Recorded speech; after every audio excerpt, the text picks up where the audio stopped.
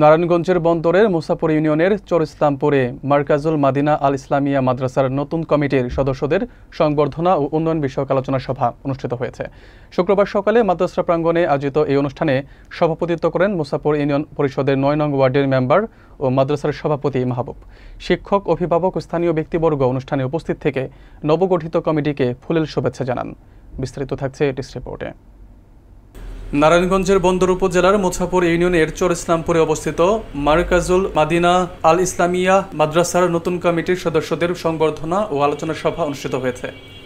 শুক্রবার সকাল 10টায় মাদ্রাসা প্রাঙ্গণে আয়োজিত অনুষ্ঠানে সভাপতিত্ব করেন মাদ্রাসার সভাপতি ও স্থানীয় ইউপি সদস্য মাহবুব। অনুষ্ঠানটি সঞ্চালনা করেন মাদ্রাসার কোষাধ্যক্ষ হাজী গোলাম নবী। শিক্ষকবৃন্দের পক্ষ থেকে বক্তব্য রাখেন মাওলানা মুফতি শেখ সাদি এবং অভিভাবকদের পক্ষ থেকে বক্তব্য রাখেন বাইতুল ইসলাম জামে মসজিদের খতিব রুবেল সাহেব। বক্তারা মাদ্রাসার সার্বিক উন্নয়ন ও শিক্ষার্থীদের নৈতিক শিক্ষায় গুরুত্ব আরোপ করেন। সভাপতির বক্তব্যে মাহবুব মেম্বার বলেন, সন্তানদের মাদ্রাসার শিক্ষা দিলে তারা আল্লাহ ও রাসূলের পথে চলবে, মাদকসহ সমাজ বিধ্বংসী কর্মকাণ্ড থেকে দূরে থাকবে। অনুষ্ঠানে নবগঠিত কমিটির নাম ঘোষণা করা হয়। প্রধান উপদেষ্টা হাজী জহিরুল ইসলাম, সাধারণ সম্পাদক হাজী মেজবাউদ্দিন, সহসভাপতি ইঞ্জিনিয়ার সুলাইমান সহ মোট 10টি সদস্যের উপদেষ্টা পরিষদ। পরে শিক্ষক, শিক্ষার্থী ও অভিভাবকদের পক্ষ থেকে নবগঠিত কমিটিকে ফুলেল শুভেচ্ছা জানানো হয়। আমাকে দিয়েছেন যে মাদ্রাসাটি ভাই, আমরা আমাদের পক্ষ থেকে যতটুকু পারি এই মাদ্রাসাটিকে আমরা প্রচারণায় কাজ করব।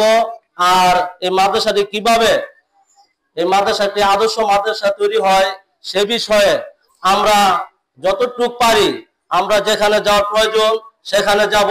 এই মাদ্রাসার কাজে আমরা নিয়োজিত থাকব। সেই জন্য মাদ্রাসা কর্তৃপক্ষ থেকে মিডিয়া ভাইদেরকে আন্তরিক ধন্যবাদ ও মোবারকবাদ জানাচ্ছি।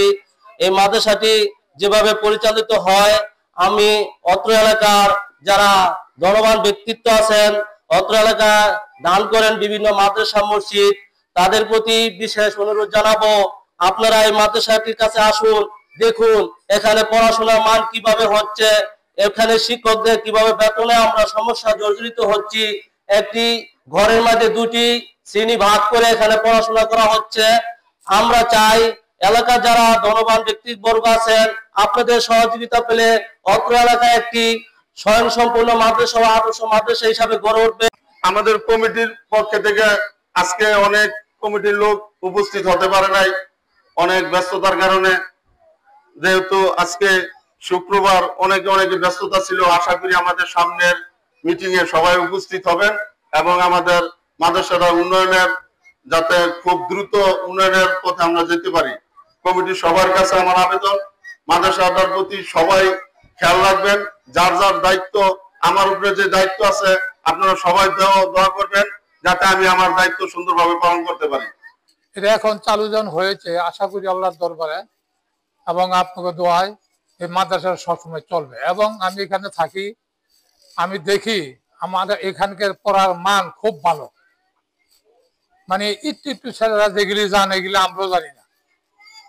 কি বলবো, ইনশাল্লাহ যেই কোনো প্রশ্ন জিজ্ঞাসা করবেন ছাত্রদেরকে, ইনশাল্লাহ সেই উত্তর তারা দিয়ে দিবে।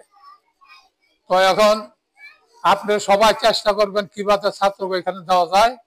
আর যদি বাড়ির জায়গা ফেরত লইবেন আপনারা, কেন বললে মাদ্রাসা কি বন্ধ করে দিছে, এটা আপনারা খোঁজ খবর নেবেন। আর কমিটিরা যারা আমরা আছি সবাই অন্তত ডেলি আসলামই যারা বাড়িতে আছি, আর না হলে সপ্তাহে একবার হলে আপনারা সুবিধা দেখবেন কিরকম লেখাপড়া হইতেছে।